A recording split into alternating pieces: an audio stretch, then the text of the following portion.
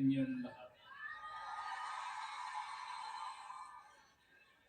Alam niyo, I do not know if you still believe in me.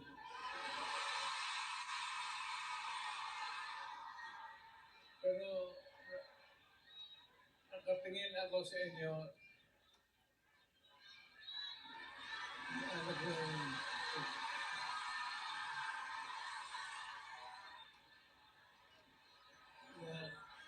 dapat magkita-kita tayo doon sa ating bayan. Kaya lang sa sitwasyon natin ngayon, kailangan talaga pupunta tayo sa ibang bayan maghanap buhay. Pero sa akin, the fact that malayo kayo sa pamilya ninyo,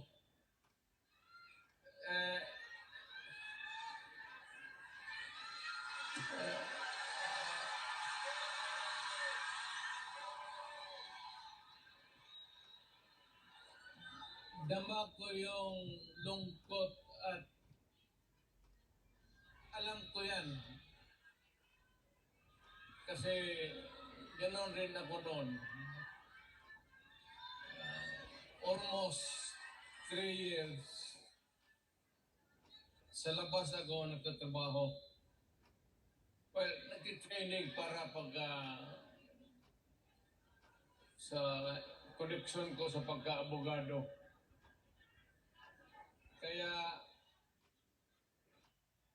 OFW, yan ang pinakamasarap na magkikinig ako. OFW, mabuhay kayong lahat.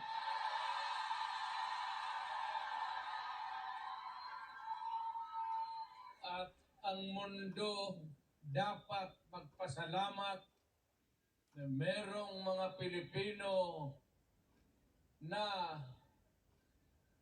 magpunta dito sa kanila, sa ibang bayan, para magtrabaho para sa kanila at para sa atin, makaipon ng pera para sa pamilya natin.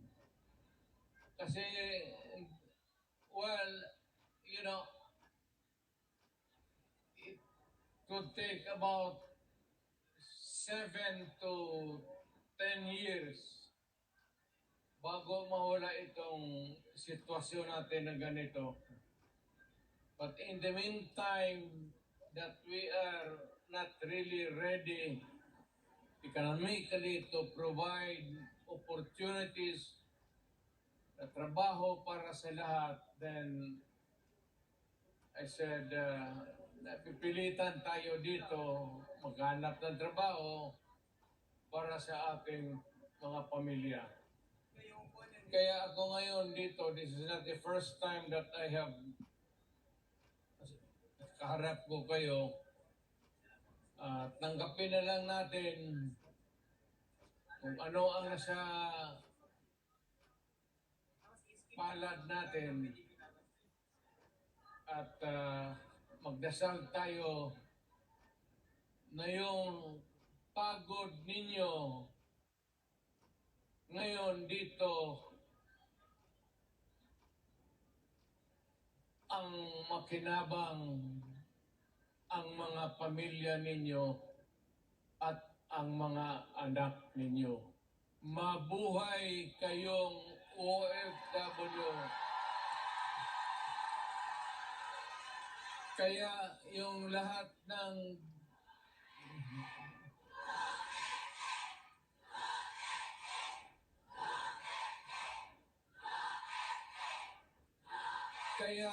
kayong lahat ng mga dalaga pa,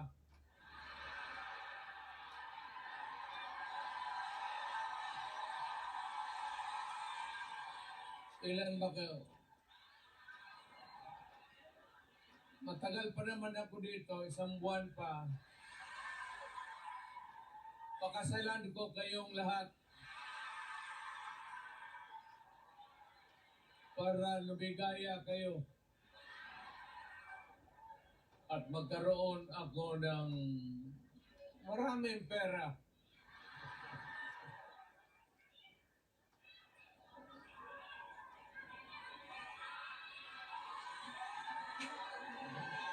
You know,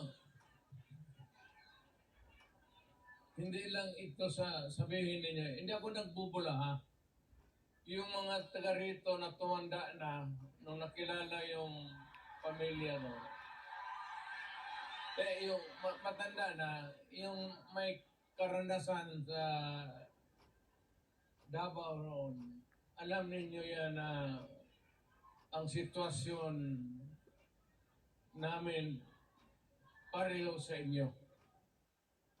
Matagal kaming walang ama kasi abogado siya. Ano pa naman ang Pilipinas noon, ang hanap buhay nasa siyudad talaga. Ang abogado walang silbi dyan pag sa barangay. So, ganon na-experience namin ako, na ang tatay ko, iniwan kami sa lolo pati lola ko at ang tatay ko nagtrabaho sa labas. Ganon, sa labas ng probinsya. So, damang-dama ko talaga yung buhay ninyo. Huwag na yung kalungkutan. Huwag na yung, kasi that's reality. Ginusto mo natin sa hindi, kailangan talaga maghanap buhay. So, huwag na masyado yung mga sentimental na ano. Basta dito, punta tayo dito, nagtrabaho. At nandito kami, pinsan, napasyal ako, kasama ko ang anak ko. Saan ba si...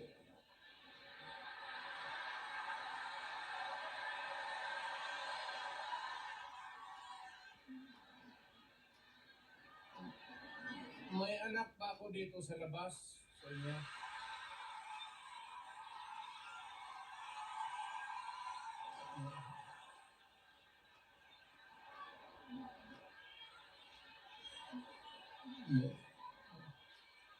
Sobra naman yung 5.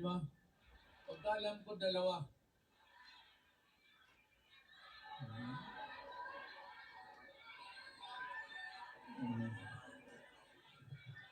Saan ba pamilya ko?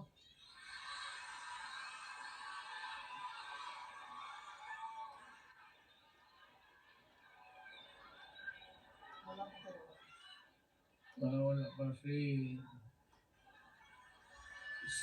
Inday na okay na.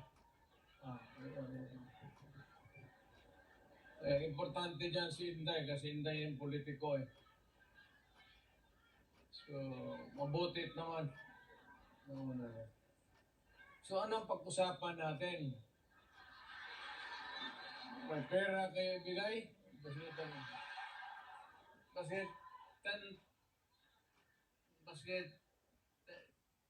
10 Hong Kong dollars lang. Marang makinang kitain dito.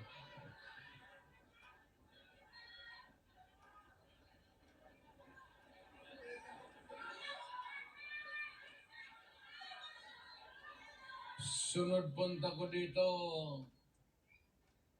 magministro na ako. Kasi pagtapos ng usapan natin, give and well, ang problema natin sa Pilipinas ngayon, hindi na kasing bigat noon. You know, you'll have to be patient with government. It is not at all times maganda. Minsan ang gobyerno may kapalpakan. Ang akin lang, well, of course, kasi from the outside na ako, na makikita ako na yung ganito, yung seldom na tinitignan ng tao ng Kongreso na masilip lang man kayo kung ano ang kailangan not only dito sa Hong Kong but all over the world, Filipinos who work there because they have to. So, ang akin, nagpapasalamat ako, ang una-una, yung tulong ninyo sa economy ng bayan. At second, yung social order, yung problema na yung mga anak natin makapag-aral ng husto. Kaya naman ako nakita ninyo na patong-patong ang kaso ko. Sa totoo lang, baka ang balita ko may warrant daw ako pag... Hindi, totoo. Yung sa ICC or something. Matagal na akong hinahabol ng mga putang ina.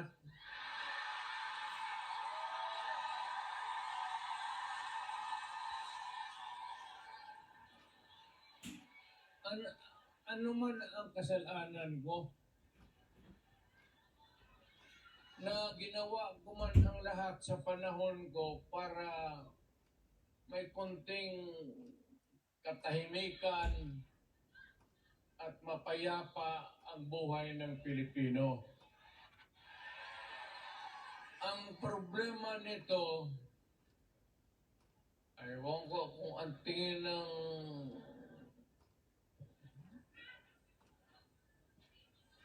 ako yung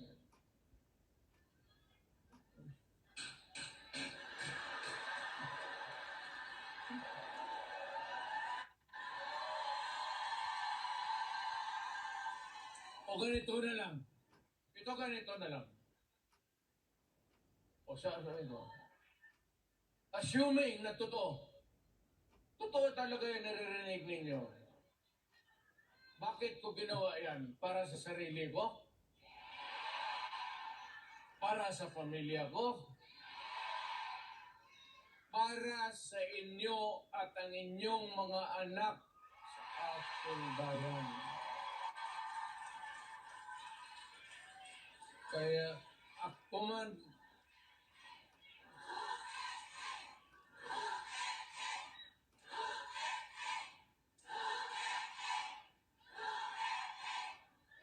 ang higiin ko na lang sa inyo, tutal, kung ganito man talaga ang swerte ko sa buhay, okay lang, tatanggapin ko yan. Wala tayong magawa eh. Hulihin tayo, kung ikulong tayo. Kaya lang, meantime, mag-contribute kayo, baski $5, $10, para paglabas ko sa presuhan, pagawaan ninyo akong monumento katabi ni Rizal. Si Rizal may hawak na libro eh.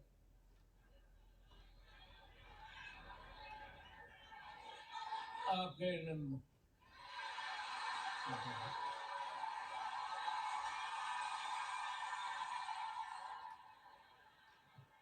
Bakit?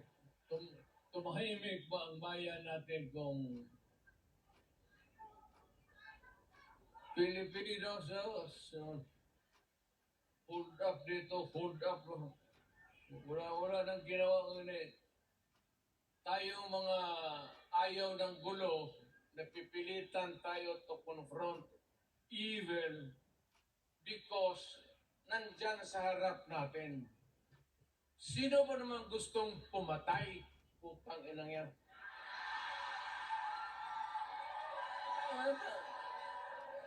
Bakit ako why would I waste my time? Binila, o patayan si Duterte, lumalabas ng gabi, ganon. Also, sino ba naman gusto maging security guard na ang kinuha ko law? So, but siguro sa trabaho, sa alam mo sa gabi, diyan rin lumalabas yung mga masasamang tao. At diyan rin lumalabas yung nakakatakot na magandang babae sa buong bayan.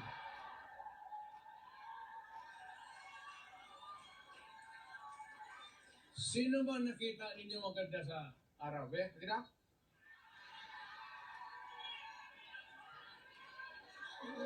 Kasi, sa araw. Yung nagtatrabaho, patay ng basket, na mamaligay. Pero pagkagabi, makita mo, lumalabas, mga anghel, gising na. Ang mga demonyo putang inatulog na.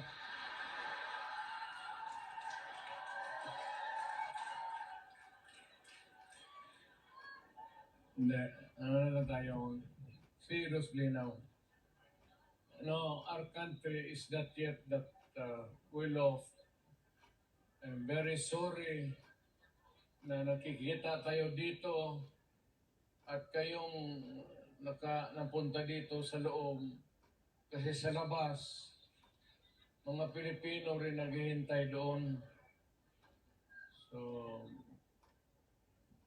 sino may-ari itong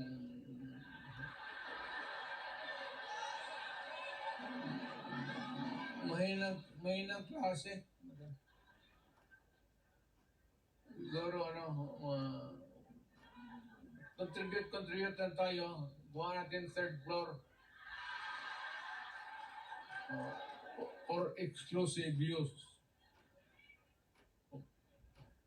Para every Saturday makita-kita tayo.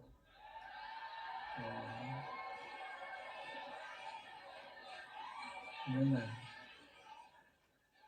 Maraming mag-uwi dyan, buntis na. Hindi yung mga dalaga.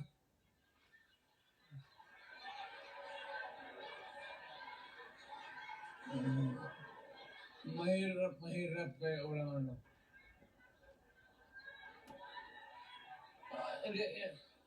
Hindi ako mag-survive ng buhay na walang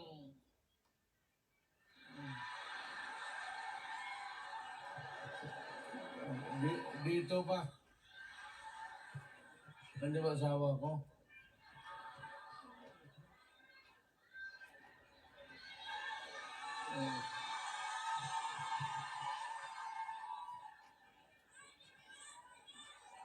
Well, you know, ganito yan. We were not really ordered, but maybe it was a form of an order. But ang dumating sa atin ay request from the Hong Kong authorities that we avoid talking about politics. Ako wala naman akong no plans to talk about politics. It's too early. I will talk about it sa Pilipinas. Doon na lang kayo makinig. I'm not trying to na kayo you vote for I leave it up to you to decide for your own kung ano talaga ang mabuti para sa bayan. Pero kung ano kayo, if you have to listen to some advice, maybe you can consider the advice ng former president. An advice that is only good for the country. I am not talking about any candidate, but the interest of the Philippines. So, but meron akong mga kaibigan na nandito. Grupo kami dumating. I happen to promise my, sa ano nga yung, wala pang asawa ko.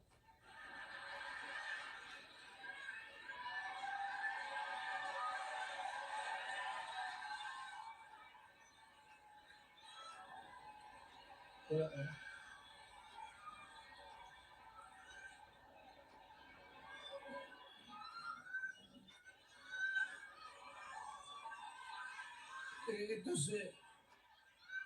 Ito si Hanelet kasi, ang asawa ko, overseas worker rin. Yung asawa ko ngayon, yung una kong asawa, huwag na yun. Kay nanay ni Inda yun, hindi problema tayo. Alam mo yung nanay ba ni Inday, Tisayan. Tapos nakita ko yan sa aeroplano, stewardess eh.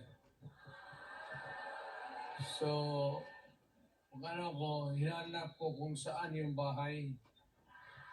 Kung doon sa Monteverde, doon sa Davao, pasok ako sa mga bahay-bahay doon, nakita ko ang gaga. Nagalaba. Hindi na maganda ito ah. Tapos sa hagdanan ako sa kabilang, sabi ko, Miss, labandera ka?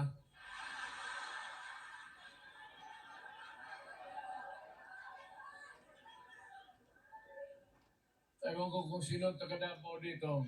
Ano yun? Yung hagdanan nila may nung nahalata ng nanay si Puring, mother-in-law mo, inilipat yung aso doon sa hagdanan. Tang inahin niya ako makaakyat. Kaya hiningi mo eh. Ano na yan yung anong tawag yung pokpok sa Bisaya?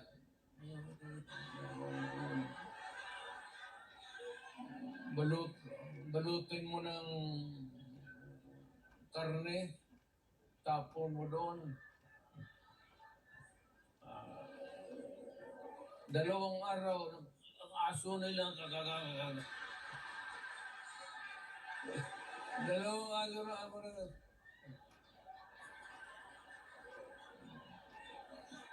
Tangina mo.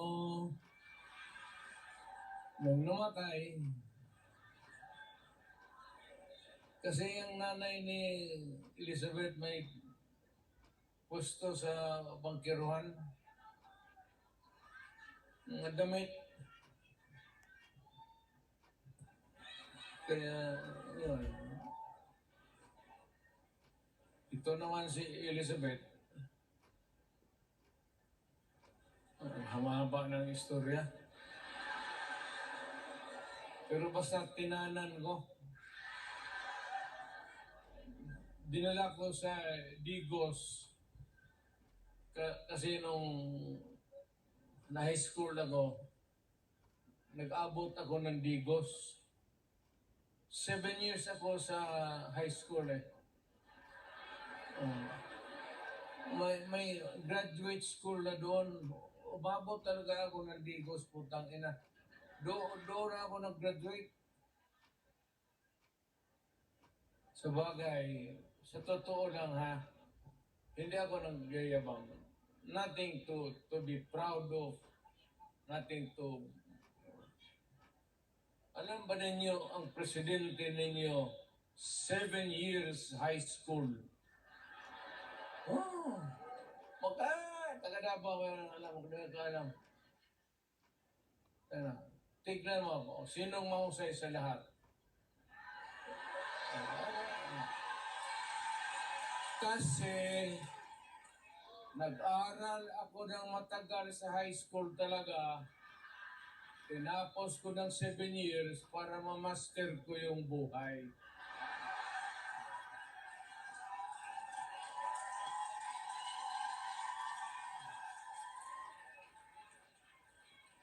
Ngayon, noon nagpunta ako dito, punta ko ng pamilya, naman kami kilala. Ngayon, magpasok ako sa harap ninyo, mayabang na. Mga kababayan, ano bang sunod ang gagawin natin? Ano ba itong Pilipinas? Maligaya kayo o hindi? Gaya pala sa bahay nila. Yung Inday na. Yun ang maldita.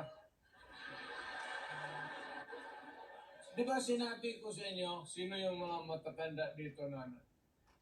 Di ba sinabi ko sa inyo, maliit pa yan si Inday. Sinabi ko na inyo, maldita yan, bantay kayo. So, nakita nila nagbugbog ng pulis. Hindi lang yan. Hindi, yung nakita lang ninyo sa TV, maraming binugbog yun, mga driver namin, pati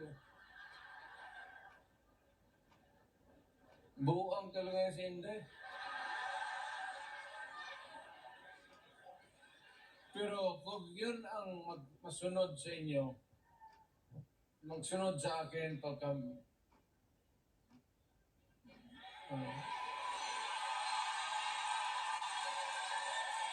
maswerte kayo kung yan ang magsunod sa akin. Kasi malapit na tayo talaga sa gira. Mamili kayo ng kalaban. Dahil ano yan si Inday? Bright, smart, pero mainit ang ulo.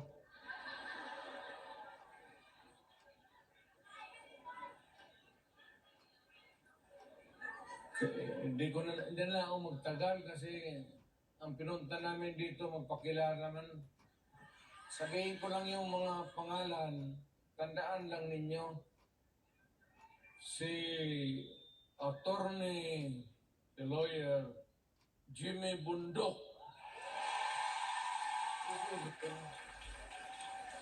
Ayan, nandito pala eh.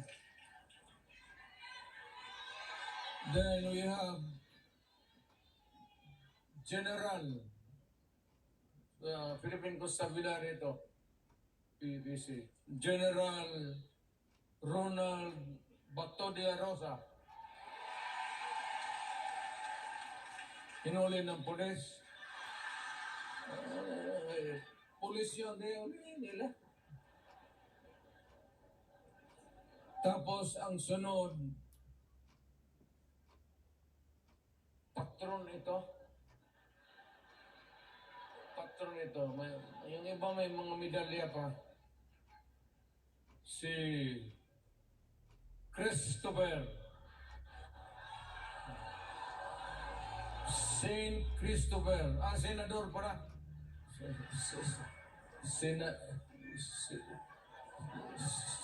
Senador Christopher. Lawrence Bongo.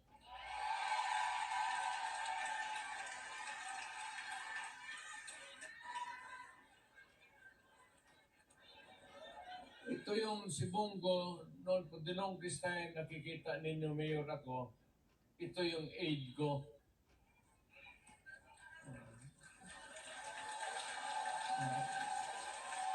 My first aide was a military man. Si Lieutenant, si Jimboy. Kabarkada niya namatay. Tapos sabi niya, kung wala pa akong kapalit, many years ago, volunteer siya. Sabi ko, sige. Pero Mausay, Senator Bongo. Pero walang ito bright ito. Bright talaga ito. Chinese eh. Ang check, magkwenta ito sa yung mga finances namin, gano'n. Hindi na magamit ng calculator. Dito lang. Puntang ako ba, 1 plus 1, 3 na.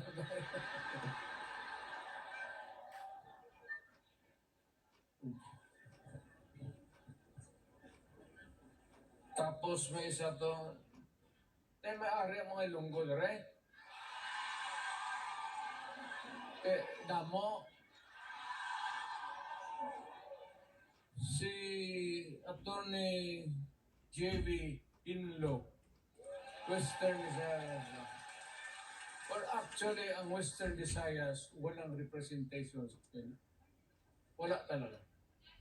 So, baka you might think it over at magbigyan mo.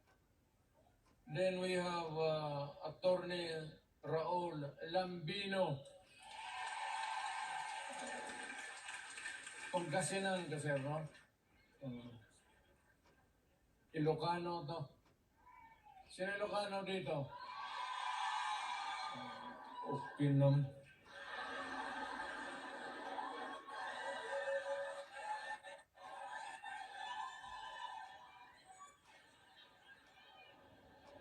Ang sunod si Rodante Marcoleta. Is a very decent man.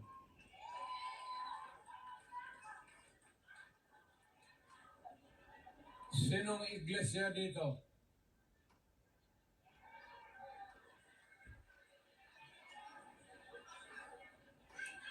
Kandidato natin yan, ha?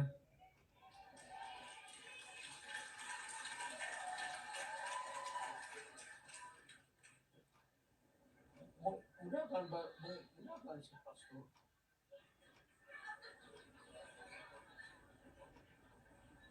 Kibuloy mo daga? Pastor Kibuloy, your assistant. So, kung yung sa Kibuloy sa you can study. Purong dagan siya. Nandito pala. Hindi ko alam yan, ha? Honestly. Tatakbo pala.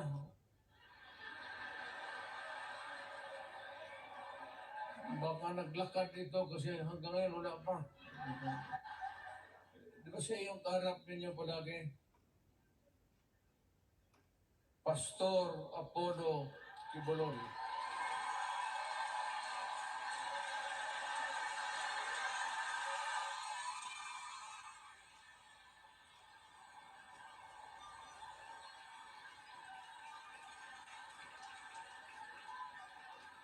Tingnan yung relo niya, pati yung relo ko.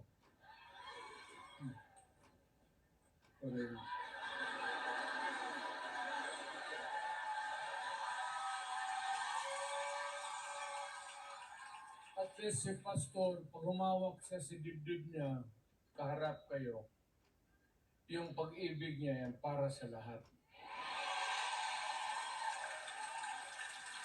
Kami naman, kung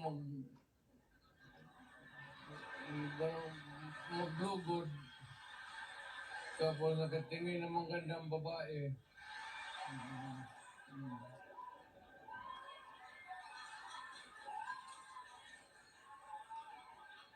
gano'n nga. Pero yung mga gano'n na, I am proud to meet you, mga gano'n na style. Pero yung mga gano'n, tapos huwag yan.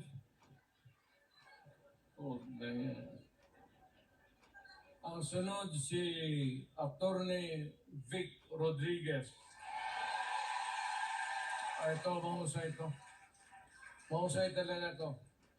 Galing ito ng Malacanang.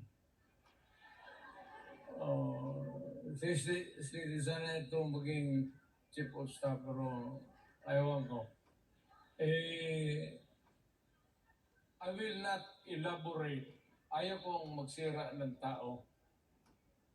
Pero ito, umalis ng Malacanang because it was a matter of principle for him. So, maintindihan na ninyo. Talagang prinsipyo na tao. So, itong isa,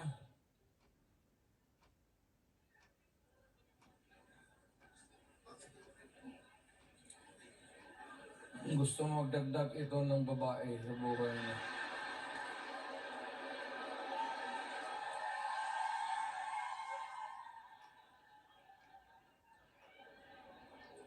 Magdagdag ito ng mga 3 pa, kulang ang sweldo nito.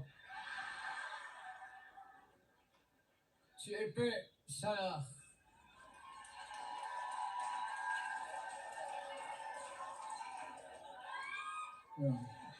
kita mo?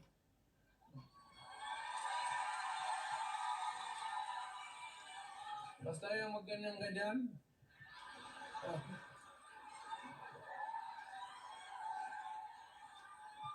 Style bulok. Oh.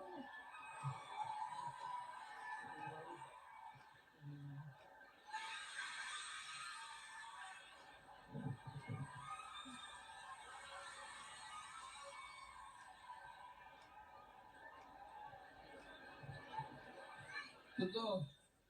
Kumari ako bigay ng kilala. Tapos mag-handshake. Ganun muna. Hindi ka naman Diyos. Ginagawa ka lang ng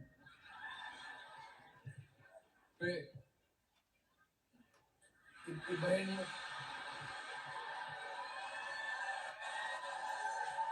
Ibahin mo na yung style mo. Bulok na yan.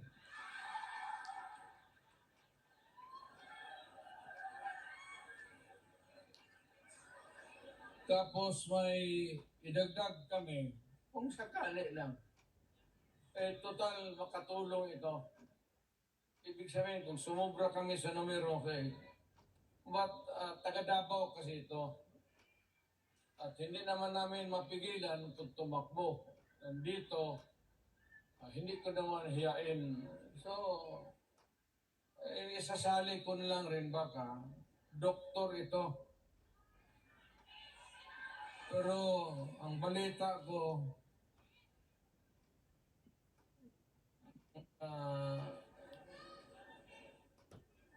8 na pasyente niya namatay na.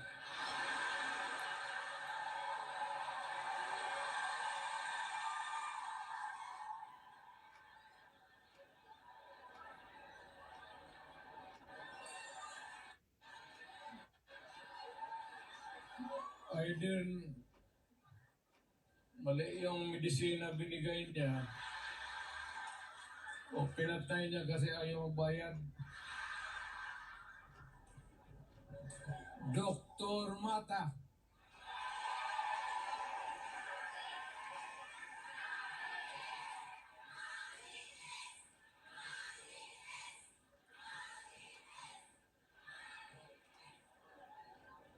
Kumpiyansa kayo niya. Sa totoo lang, sa lahat na mahiya lang ako sa lahat na binasa ko, at least 2 lang ang 3 ang medyo matino dito.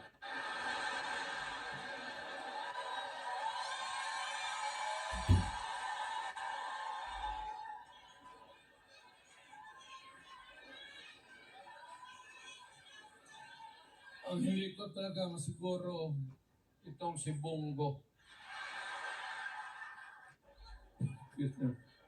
Hindi, mababait ito sila lahat. I mean, mga kapatid, I will not, hindi ako ng muka, time na.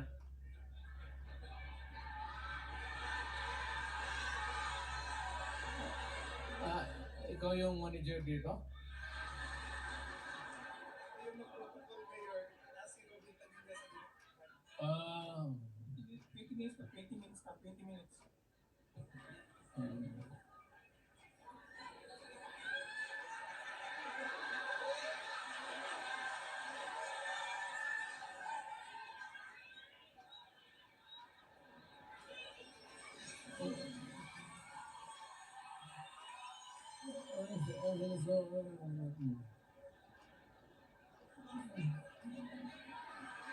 Buntis ka?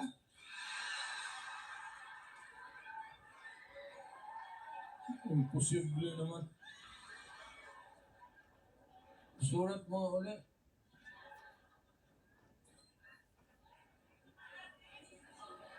Ah, kala ko,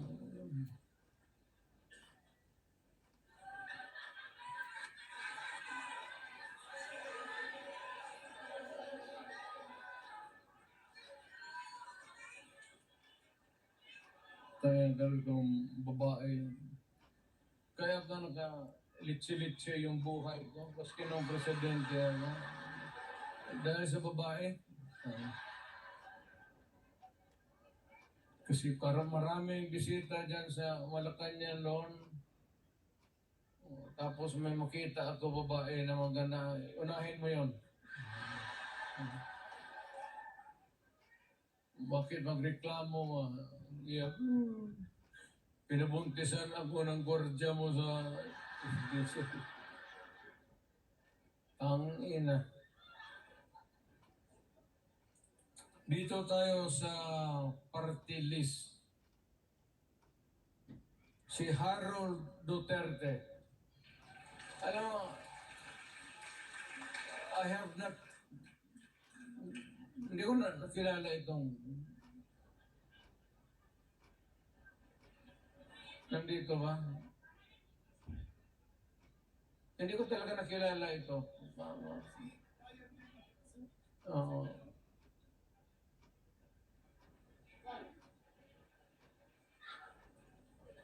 Ang nandito si second nominee, si Brian Lim. So, may dalawang injector dito. Go pati Lim. Dito na lang kayo magtakbo sa Hong Kong. Oh, sige.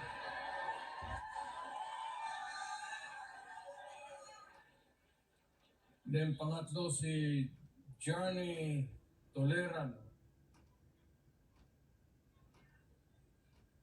Walang sinabi, walang binatbat, o wala?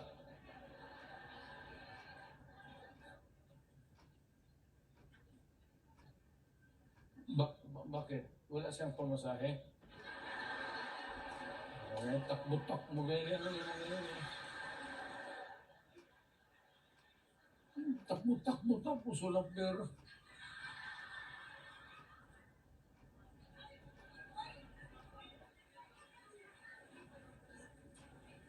Ano pa ba? Ano pa ba ang...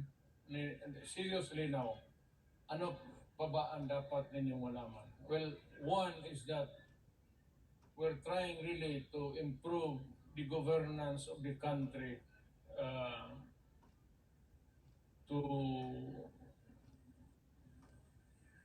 help. Lalo na kayo who are here working, sending the remittances, the money to make your family stronger. I would encourage you to, number one, pray to God that you will persevere. hindi naman tiis, pero yung mag-persevere ka sa trabaho ninyo. Kasi pag ako, kung hindi na mayor, mag-apply na rin ako dito sa Hong Kong. Hindi man ako magkahiya magtrabaho ng bagahe, kaya wala mang kilala sa akin. Just pray to God and rest assured that we are doing everything we can to really improve our country.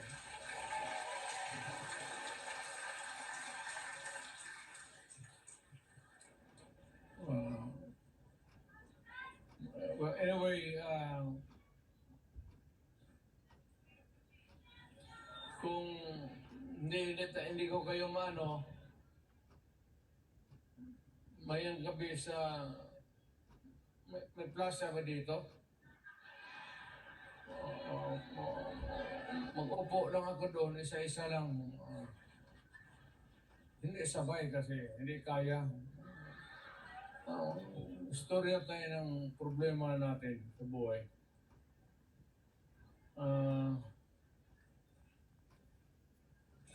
Ano ba problema ninyo?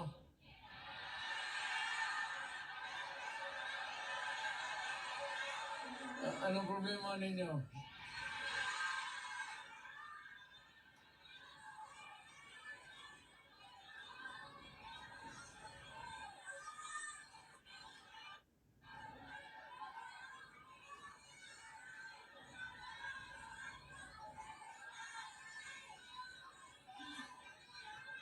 Hindi.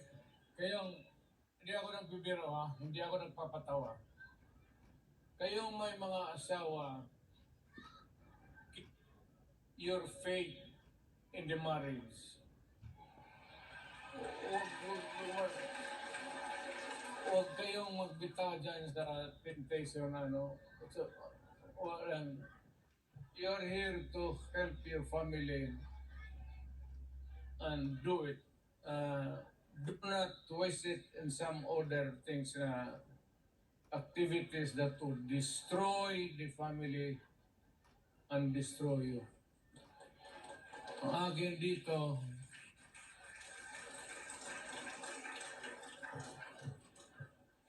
dito, punta lang ako from time to time. Pero kung kailangan talaga ninyo, hindi ako nagbiro ha.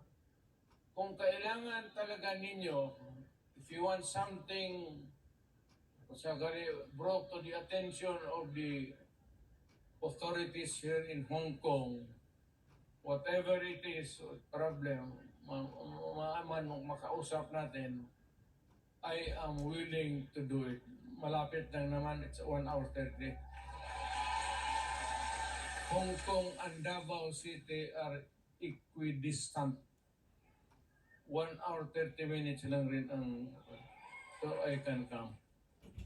Kung ano lang, huwag kayo pabigla-bigla. Huwag kayo mapabigla-bigla. Kung hindi mo kaya, sino bang yung leader ninyo?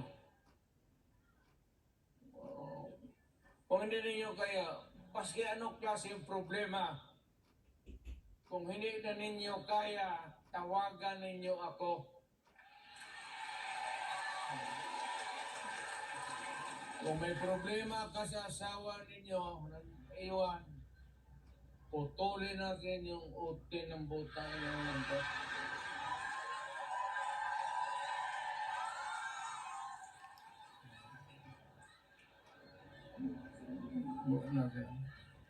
Basta, nandiyan lang ako sa Davao.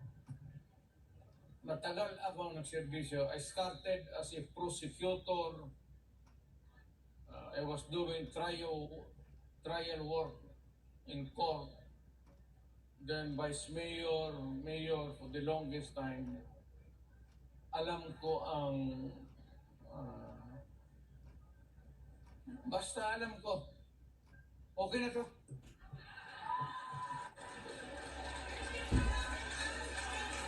Yung may apologies sincere sa yung mga Pilipino na hindi nakapasok.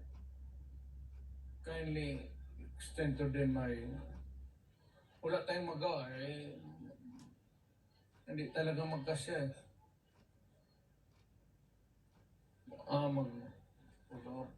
Sige.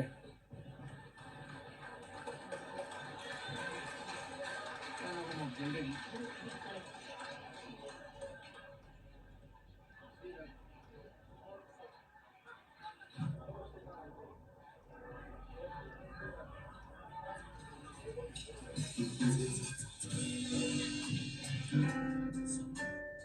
Maraming salamat, former President Rodrigo Roa Duterte.